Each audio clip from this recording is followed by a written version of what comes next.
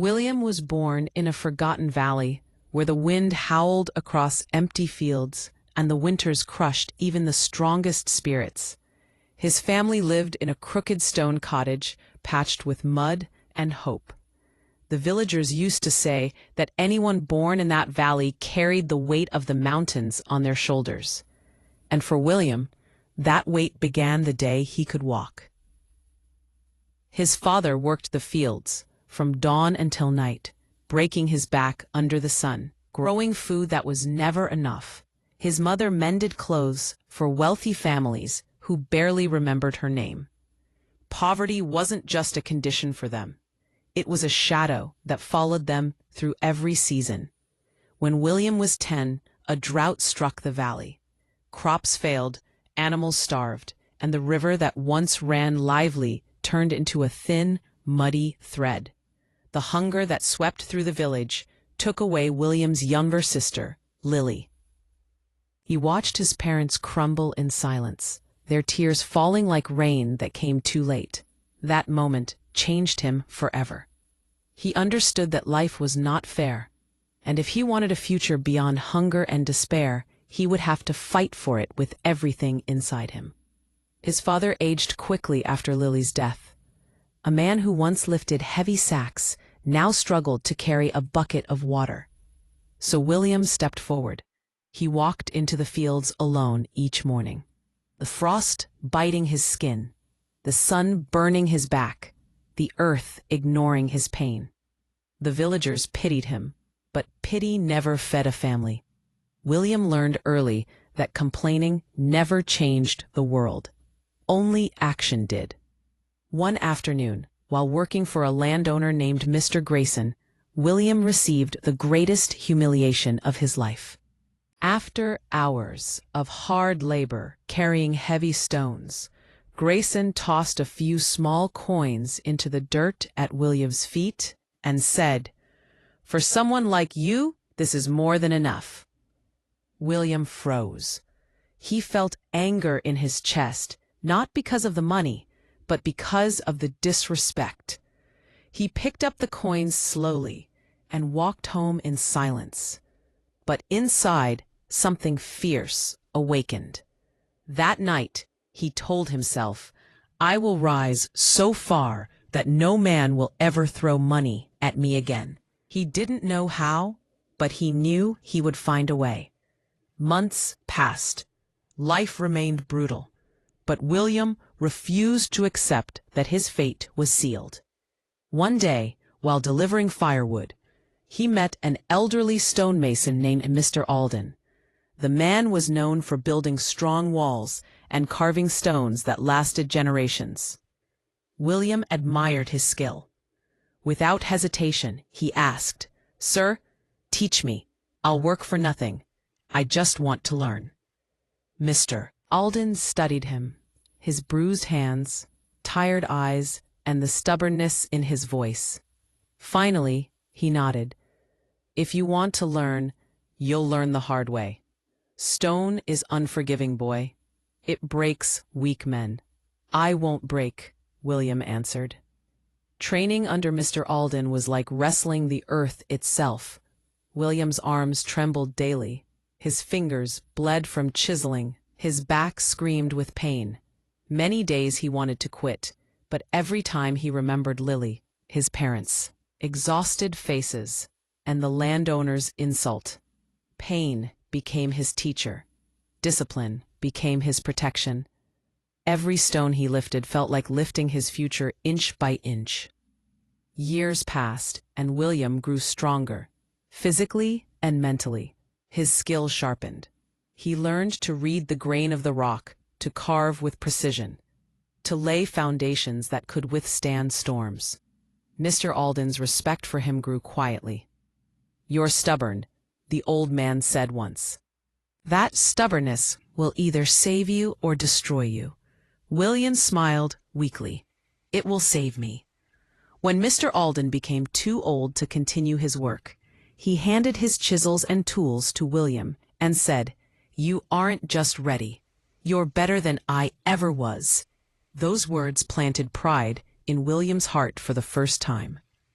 William began taking small jobs around the valley, repairing walls, carving stones for graves, building simple structures.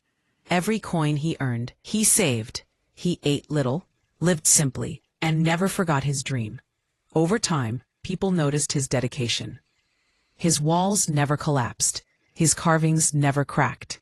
His reputation spread slowly, but steadily, to nearby villages. Then came his first breakthrough. A wealthy family from a distant town needed a stone barn rebuilt after a storm destroyed it. They heard of William's reliability and hired him. It was the biggest job of his life. He worked for weeks, through cold nights and blistering days. When the barn was finished, the family stood in awe of its strength. They paid him more money than he had ever seen at once. William returned home that evening and showed the coins to his parents. His mother cried. His father placed a trembling hand on his shoulder and whispered, "You're changing our destiny, son." That moment fueled William even more. He continued to grow, taking bigger projects, bridges, wells, storage houses, stone fences, and family estates. Soon, he hired other young men from the valley who struggled just like him. He taught them the discipline Mr. Alden taught him. He treated them with respect, paying them fairly and pushing them to be better than they were. A decade later, the valley had changed. Houses were stronger, families had stable work, and William's stonemasonry had become the most trusted business in the region. But William still felt something unfinished inside him. He remembered his childhood hunger, the broken cottage, the humiliation, the night he buried Lily. He wanted to give his parents the life they could never give themselves. With the money he saved, William rebuilt their old stone cottage from the ground up. He turned it into a beautiful home with solid walls, a warm fireplace, and a roof that no storm could break. When his parents saw it, they held each other and cried quietly. William felt something shift inside him, a release of years of struggle. His greatest triumph came when Mr. Grayson, the same landowner who once threw coins at him, came to ask William to build a new estate gate for him. Grayson didn't even recognize him. William listened calmly as the man explained what he needed. When Grayson finally asked, "Can you do it?" William replied, "Yes, but I charge a fair price." Grayson agreed without question. As William carved the stone pillars for the estate, he felt no anger, only peace. He realized he didn't need revenge. His success was his victory. Years later, William became one of the wealthiest men in the region, not because of luck, but because of every painful day that didn't break him. But he never lived like a rich man. He still woke before sunrise. He still worked with his hands. And he still helped every poor boy who walked into his workshop with hunger in his eyes and fire in his heart. William understood something most people never learn. Poverty is not just a lack of money. It is a test. And those who rise out of it rise because they refuse to surrender. He eventually bought large land near the hills where he once starved as a child. There he built a workshop, a home, and a training yard for young stonemasons. He turned the valley into a thriving community where no child went hungry again. In his later years, William often stood outside during sunrise, watching the light climb the mountains. He remembered the boy he used to be, the one with blistered hands and empty pockets. He felt pride, but more than that, he felt peace. He had risen, not by chance, but by facing every storm and refusing to bend. William's life became a story told around fires, a reminder that greatness can grow from the harshest soil. Pain shaped him, Discipline sharpened him, and belief guided him. He became proof that no darkness is permanent if you choose to rise. And his message to every young dreamer was always the same. Strength isn't something you find, it's something you build. If this story touched your heart, don't forget to subscribe for more powerful stories inspired by Eric Bertrand Larssen.